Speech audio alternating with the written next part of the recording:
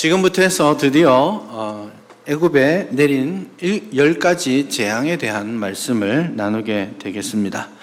10가지 재앙이라고 했지만 재앙의 숫자가 10가지만은 아닙니다. 그래서 이게 10개냐 몇 개냐 이렇게 논쟁이 있을 수 있죠. 이 재앙이 있지만 그 바로 앞에 어떤 사건이 있었습니까? 이적을 행한 것이 있었죠. 모세 지팡이를 던지니까 뱀이 되는 사건이 있었죠. 그것도 하나의 사인으로서 기능하고 있고요. 10번째 재앙은 뭐였습니까? 장자의 죽음이죠. 그게 끝은 아니었습니다. 홍해에서 있었던 큰 사건도 어떤 의미에서는 애굽에 내린 하나님의 심판이기 때문에 재앙의 숫자가 몇 개냐 이것은 좀 다른 문제입니다. 그러나 통칭해서 10재앙 이렇게 말하면 이 피재앙에서부터 애굽의 장자를 죽이는 재앙까지를 말합니다. 순서를 다 외우고 계십니까? 다 알고 계시는 거죠? 예, 다 아시는군요. 제가 고등학교 1학년 때 세례를 받았는데, 제가 세례를 받을 때 당시 담임 목사님께서 저에게 10가지 재앙을 외워봐라 이렇게 물으셨습니다. 아직도 기억이 납니다. 그때는 훈련을 좀 세게 시켜가지고 다 외우고 준비하지 않으면 세례를 안 줬습니다. 주로 외웠던 게 12지파의 이름을 외워라. 외웠고 10재앙을 외워라. 초대교회 7집사의 이름을 외워라. 12제자의 이름을 외워보아라. 요한계시록에 나오는 7교회의 이름을 외워봐라. 마지막으로 10계명을 외워라. 다들 외우고 계시는 거죠. 고1 때 저에게 빡시게 이 교회에서 오신 고윤정 목사님께서 저한테 학습 세례 주시면서 그런 거 외우도록 하셨던 기억이 납니다. 그때 제가 외울 때 피계 입파 악독 음의 흑장 이렇게 외웠었습니다. 첫 글자를 따가지고 피, 개구리, 이, 파리 이렇게 해서 흑암, 장자 이렇게 10가지를 외웠는데 여러분도 알고 계시면 좋겠습니다. 어쨌든 10가지 재앙을 그렇게 이제 살펴보겠습니다. 피계입파, 악독음의 흑장. 네. 한번 앞으로 좀 외워가 봅시다. 10가지 재앙은 사실은 한 가지 목적을 가지고 있습니다. 이 재앙들을 통해서 이스라엘 백성들이 출애굽하게 되는 것도 중요한 목표이지만 지난 시간에 살펴보았던 것처럼 더 큰 목적이 있다고 했죠. 그건 뭐였습니까? 이로 말미암아서 애굽 사람들이 그리고 이스라엘 사람들이 열방이 내가 여호와인 줄 알리라 이겁니다. 17절에도 나오죠. 여호와가 말씀하시기를 네가 이로 말미암아 나를 여호와인 줄 알리어라 이렇게 말씀하시죠. 이게 가장 큰 재앙의 목적입니다. 그래서 이 재앙이 이 한 가지 목적을 위해서 10개가 다 준비되어 있는데 그런 의미에서 10재앙은 어떤 의미에서는 하나로 엮여져 있다 그렇게 말씀드릴 수 있겠습니다. 10개이지만 또 다른 성격을 가지고 있는 것들이지만 목적은 하나다. 그 목적이 뭐예요? 온 세상의 창조주, 통치하시는 분은 하나님 한 분밖에 없다. 이 사실을 고백하고 아는 것이 중요합니다. 그렇기 때문에 이 재앙을 하나님이 애굽에 내린 심판이다 이렇게도 말할 수 있지만 더 정확하게는 하나님이 애굽의 모든 신들에게 내린 심판이다. 그렇게 말할 수 있겠습니다. 이게 하나의 목적을 가지고 있기 때문에 사실은 이제 11장까지 쭉 보겠지만 하나의 흐름들이 존재합니다. 10개가 교묘하게 아주 세심하게 엮여져 있다는 것을 알 수가 있죠. 기본적인 것만 한번 검토해 보자면요.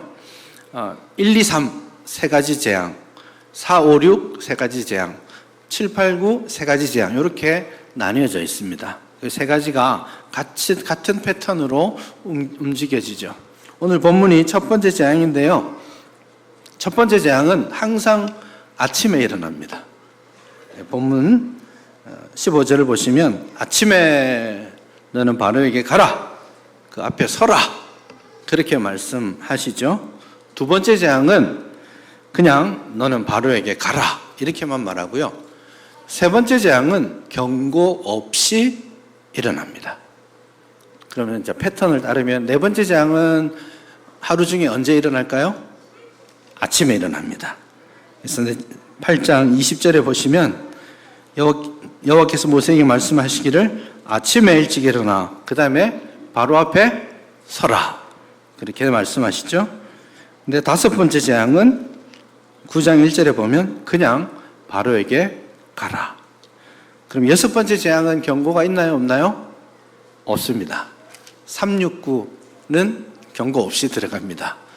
그래서 첫째, 넷째, 일곱째, 둘째, 다섯째, 여덟째, 세 번째, 여섯 번째, 아홉 번째가 서로 연결되어 있고요.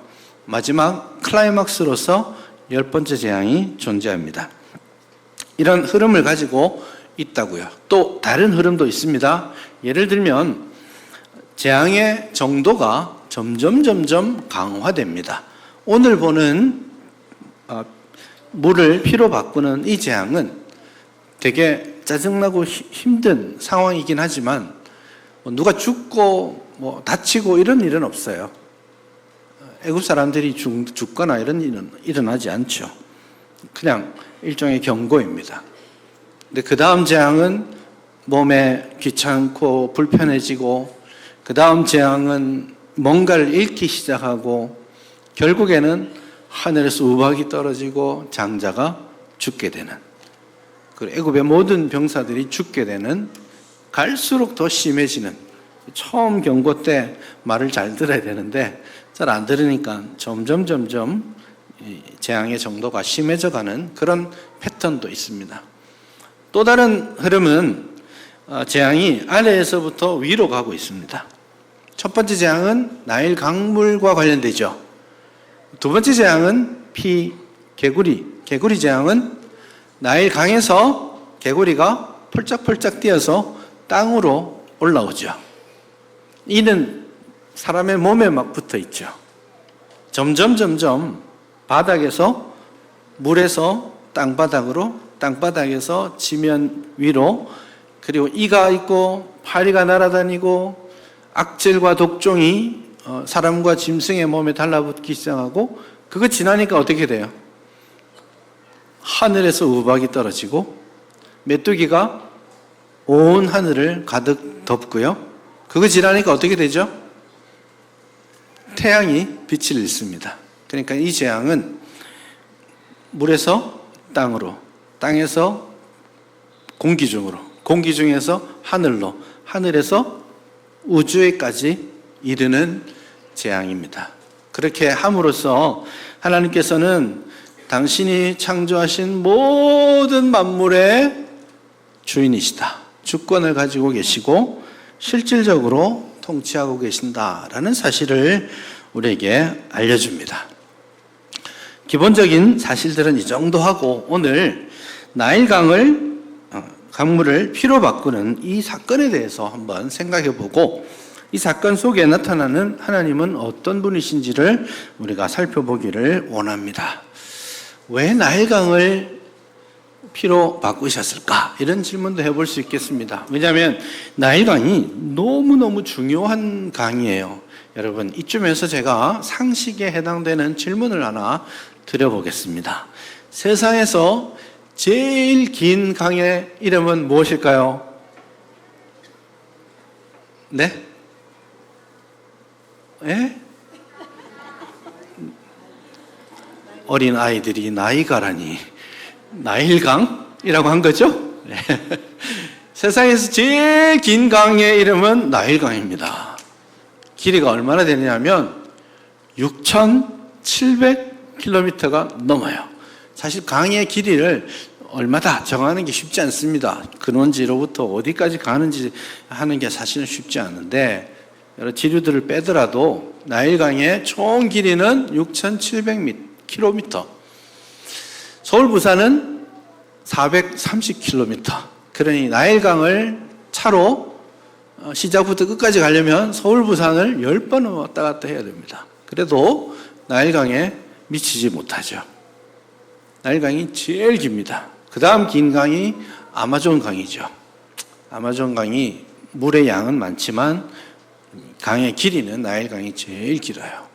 그러니 긴 나일강이 그 나일강을 중심으로 주변에 살아가는 모든 나라에게 생명을 주는 곳입니다. 실제로 과거도 그렇고 지금도 그렇고 나일강 좌우 1km 안에 이집트 사람의 95%가 삽니다. 지금도요. 그러니 나일강을 떠나면 이집트 사람은 살 수가 없어요. 나일강을 떠나 사는 5%는 오아시스나 호수나 이런 거 끼고 사는 사람들이고, 거의 모든 사람들이 나일강에 생명줄을 달고 예나 지금이나 살고 있습니다. 나일강의 풍부한 수량, 그리고 나일강이 주는 각종 물고기들, 나일강이 6,700km인데 이게 어떤 힘을 주었냐면 고대 사람들이 이것을 아주 중요한 교통수단으로 썼습니다. 그래서 그 긴, 물론 6개의 폭포가 있어서 상 이집트, 하 이집트를 나누는 그런 기준도 되지만 긴 강을 타고 많은 사람들이 물류가 움직입니다. 이 강이 문명을 일으켰잖아요. 황하강이 중국을 일으켰고 미국의 미시시피 강을 중심으로 미국의 문명이 새롭게 일어날 수 있었죠. 이 강이 물류를 주기 때문입니다. 여러분, 몇 톤짜리 그 돌을 깎아서 그 아무것도 없는 허허벌판 위에 피라미드를 세웠잖아요. 그 돌들을 어떻게 옮겼겠습니까? 물입니다. 이 나일강이 그것을 가능하게 했죠. 그리고 나일강에서 오는 많은 혜택 중에 가장 중요한 것은 나일강이 주기적으로 넘칩니다. 범람을 하죠. 이 범람이 예측이 안 되면 범람하는 것은 심판이 될 수 있습니다. 그래서 메소포타미아에서는 이 유프라테스 강이 범람하게 되면 그게 백성들에게 고통이 됩니다. 하지만 나일강은 이 범람이 저 위에서부터 아주 비옥한 흙을, 충적토를 가지고 와서 물이 넘치면서 그 흙으로 싹 덮어줘요. 그래서 삼각지 지역에 아주 비옥한 곡창지대를 만들어줍니다. 그러니 나일강이 아니면 이집트는 지금도 또 옛날에도 살 수가 없었죠. 그런 의미에서 주전 5세기 아주 유명한 역사학자 헤로도투스라는 역사학자가 있는데 그분이 쓴 역사라는 책에 보면 나일강을 어떻게 한마디로 어떻게 묘사하고 있냐면 이집트는 나일강의 선물이다, 그렇게 말했죠. 자, 나일강이 그들의 삶에 있어서 정치, 문화 모든 면에서 너무나 중요했기 때문에 나일강과 관련한 이집트 사람들의 생각은 나일강에 많은 나일강을 수호하고 나일강을 통해 자기 민족을 지켜주는 신들이 있다고 생각했습니다. 그런 의미에서 나일강을 피로 바꾸어서 쓸모없는 물로 바꾸는 이 사건은 하나님께서 이집트에 있는 이집트를 지키는 신들에 대해서 심판을 선언하는 것이다, 그렇게 말할 수 있는 겁니다. 이게 우리가 오늘 본문에서 알 수 있는 하나님에 대한 첫 번째 진리라고 할 수 있겠습니다. 여러분, 이집트에 여러 신들이 있는데 나일강을 지키는 신의 이름은 하피입니다. 못 들어보셨죠? 지금 듣고 계시는 겁니다. 하피라는 신이 나일강을 수호하는 수호신입니다. 그래서 나일강의 왕 바로 왕은 나일강에 나와서 하피라는 신에게 경배하고 의식을 치르는 것으로 하루를 시작하곤 합니다. 오늘 본문에도 왕이 아침에 어디에 있었습니까? 나일강가에 나왔죠. 2장에서도 바로의 공주가 목욕하러 나일강가로 나오죠. 이 모든 일들이 일종의 나일강의 신과 관련된 의식을 행하는 것과 관련된다라고 말할 수 있겠습니다. 그러니 나일강을 지키는 수호신이 지금 하나님 앞에서 무력화되는 것이죠. 나일강에 또 유명한 신이 하나 있습니다. 이름하여 여러분 아실 거예요. 이제는 오시리스. 들어보셨습니까? 난 오시리아만 알아 이렇게 생각하시는 분들 계시겠는데, 오시리아의 바닷가도 좋지만 나일강에는 오시리스라는 신이 있습니다. 옛날 그 이집트 사자의 서라는 책에 보면 오시리스가 생명과 죽음을 관장하는 신입니다.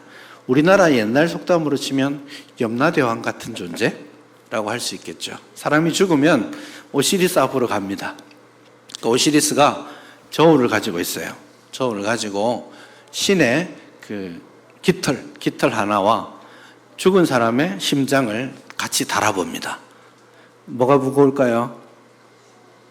심장이 무거워서 깃털보다 무거우면 이 사람은 심판을 받아 죽습니다. 죽음으로 가고, 깃털보다 심장이 가벼우면 사는 거예요. 그 판단을, 그러니까 삶과 죽음을 판단하는 신이 오시리스예요. 그 오시리스가 이 자신도 죽었다가 부활하는 하나의 과정을 겪습니다. 여러분, 옛날 사람들은 봄이 오면 여름이 오고, 여름이 오면 가을이 오고, 가을이 오면 겨울이 오죠. 겨울이 오는데 봄이 오면 생명이 소생하고, 겨울이 되면 모든 것이 죽어가죠. 그래서 봄, 여름, 가을, 겨울이 우리의 인생과 같다고 생각합니다. 그래서 태어나서 쭉 하다가 죽죠. 죽으면 끝입니까? 겨울 다음에 뭐가 와요? 봄이 오죠. 그걸 부활로 생각합니다. 그 과정을 오시리스가 한다고 생각해요. 그렇게 믿었기 때문에 오시리스라는 신이 애굽의 모든 생명과 소생과 죽음을 관장하게 되는 거죠. 그 신이 바로 이 애굽 강, 나일강의 신입니다. 그 외에도 여러 신들, 여러분들이 잘 알고 있는 악어 신도 있습니다. 악어도 신으로 섬겼고요. 별의별 걸 다 신으로 섬기는데 그 많은 신들 중에 중요한 신들이 다 애굽강 나일과 관련되어 있어요. 그러니까 나일강이 피로 변하고 나일강에 주던 그 물고기들이 죽어서 떠오르고 마시던 그 물이 더 이상 마실 수 없게 되는 상황이 되었을 때에, 우리는 이 고대인들의 신의 개념을 잘 모르고 읽으면 우리는 우와, 이런 이적이 일어났다고? 라고 생각하겠지만, 고대인들은 제일 먼저 어떻게 생각했냐면, 애굽의 신들은 어떻게 된 거야? 이 질문을 하게 되는 거예요. 그래서 그 질문을 제대로 했다면 결론이 뭐예요? 애굽의 신들이 힘을 잃었구나. 누구 앞에서요? 여호와 하나님 앞에. 그럼 누가 큰 신이에요? 하나님이 큰 신이죠. 그러면 논리적으로 하면 누구를 섬겨야 되겠습니까? 하나님을 섬겨야 돼요. 그래서 이 재앙을 일으켰을 때 네가 이로 말미암아 내가 여호와인 줄 알게 되리라, 이렇게 먼저 말씀하시는 이유입니다. 그래서 애굽의 신들에 대한 심판을 내리심으로써 하나님께서 온 세상의 창조주고 하나님만이 경배를 받으실 수 있는 참 왕이요 참 신이라는 사실을 고백하게 되는 것입니다. 두 번째, 하나님은 어떤 하나님인가 생각해 보면, 하나님은 이 기적을 행하심으로써 과거와 관련해서는 이스라엘 백성이 받았던 고통을 기억하고 갚아주시는 하나님이라고 말할 수 있어요. 첫 번째는 창조주 하나님이시다. 두 번째는 기억하시는 하나님이다. 무엇을 기억해요? 이스라엘 백성의 고통과 눈물을. 출애굽기 2장에 가면 바로 왕이 이스라엘 백성들 중에 태어나는 모든 남자아이를 다 나일 강물에 던져버리라, 그렇게 명령했고, 아들이 태어났을 때에 이스라엘 사람들은 눈물을 흘리며 통곡하며 아이를 강에 던질 수밖에 없었습니다. 애굽 사람들에게 있어서 나일강은 생명의 젖줄이고 나일강 없이 살 수 없는 거였지만 고통받는 이스라엘 백성들에게 있어서 나일강은 고통스러운 노동의 현장이고 자기의 아들을 던져 죽게 했던 고통의 기억의 장소입니다. 하나님이 침묵하시는 것 같지만 하나님께서는 그 나일강을 생명의 강을 죽음의 강으로 바꾸어 놓으시고 물고기를 죽음에서 떠오르게 함으로써 하나님께서 바로 왕이 행하였던 그 죄악을 기억하고 이스라엘의 그 고통과 눈물을 갚아주시는 겁니다. 때로는 우리가 여러 가지 고통이 있고 눈물을 상처받은 일들이 있지만 하나님께 부르짖고 또 부르짖을 때 우리가 알아야 되는 것은요, 하나님이 기억하고 계십니다. 하나님이 언제나 당신의 백성의 부르짖음을 기억하고 계십니다. 들으시고 갚아주시는 하나님이십니다. 그 사실을 여러분 꼭 기억할 수 있기를 바랍니다. 그게 이 본문이 과거와 관련해서이고요. 세 번째입니다. 이제 첫 번째는 창조주 하나님, 두 번째는 기억하시는 하나님, 세 번째는 따라합시다. 기다리시는 하나님. 왜 기다린다라고 말을 하느냐면 이 재앙은 사실은 그렇게 심각한 재앙은 아닙니다. 아까 말씀드렸듯이 단계적으로는 가장 낮은 재앙이죠. 그럼에도 불구하고 이 재앙은 물과 관련된 것이죠. 일종의 경고입니다.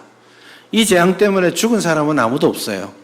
그러나 이 재앙에서 정신 차리지 못하고 하나님께 돌아오지 못하면 더 심각한 재앙들을 만나고 결국에는 물에 빠져 죽게 될 것을 미리 경고하시는 겁니다.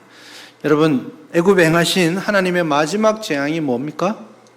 장자 재앙 말고 출애굽한 이후에 하나님께서는 애굽의 왕과 모든 병사들을 홍해 바다에 수장시켜 버리셨죠. 그것이 끝까지 하나님의 경고를 받지 않고 버틴 사람들의 결과라고 할 수 있습니다.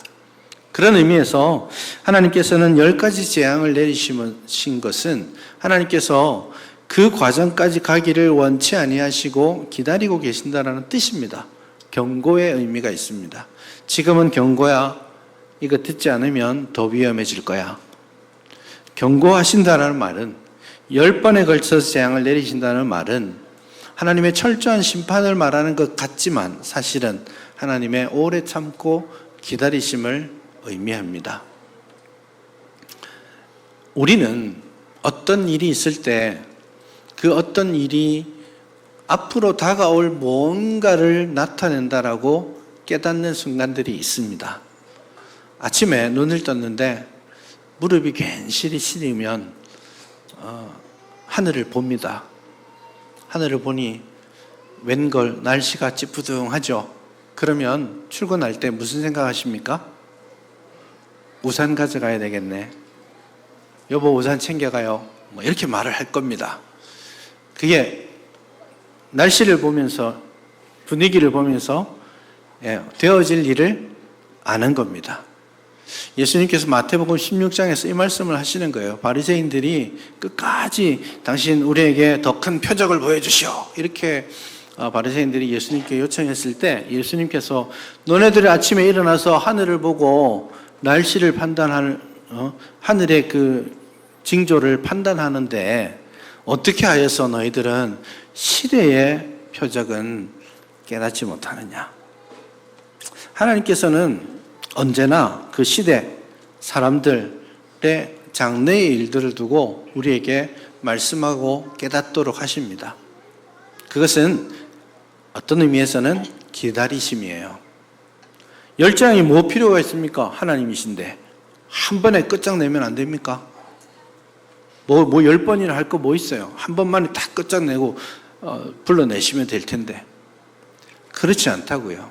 경고하시고 40일이 지나면 이 성이 멸망할 거야. 기다리시는 거예요. 이 성의 멸망을 선포하지만 기다리시는 하나님이신 겁니다. 나의 땅이 피로 변하지만 나 여전히 기다리고 있어. 너희들이 나를 인정하고 나에게 돌아올 날을 기다리고 있어 라고 말씀하시는 겁니다. 그러므로 오늘 저와 여러분들이 우리 시대를 바라보고 하나님의 말씀을 통해서 시대를 향하신 하나님의 부르심, 이 시대에 나아갈 길들에 대한 하나님의 사인을 분별할 수 있는 지혜가 있기를 바랍니다. 영적으로 민감한 영성을 항상 유지하도록 여러분 기도할 수 있었으면 좋겠습니다. 여러분에게 주어진 말씀들, 이 시대 가운데 오늘만 사는 게 아니잖아요. 우리에게 내일이 있잖아요. 그 내일을 준비하는 지혜가 정말 필요합니다. 이대로 가다가는 지구의 온도가 1.5도, 2도 넘어가고요. 지금도 이미 기후에 여러 재난들이 일어나고 있잖아요. 그럼에도 불구하고 이대로 가면 죽습니다. 다 죽어요. 이렇게 하지만 별로 신경 쓰지 않아요.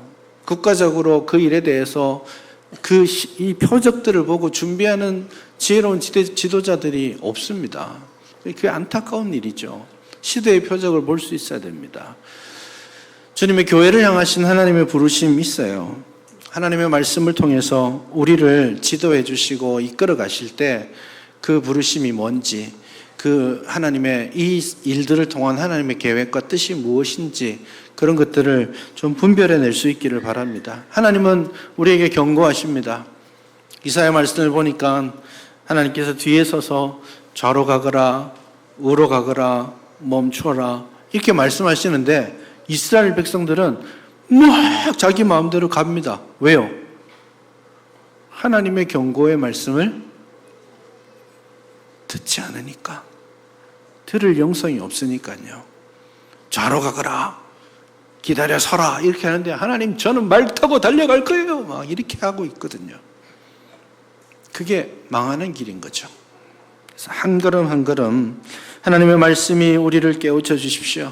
하나님이 말씀하시는 그 세미한 음성을 들을 수 있는 믿음과 분별력을 우리에게 허락하여 주시옵소서. 하나님께서 심판을 유예하시면서까지 지금도 우리에게 세상을 향해 말씀하시고 기다리고 계시는데 그 기다림의 본질들을 깨닫고 우리도 하나님 앞에 그리고 세상 열방도 하나님 앞으로 돌아오는 그날을 기도하고 준비하고 또 그 일을 위해 사명 감당하는 우리 모두가 될 수 있기를 바랍니다.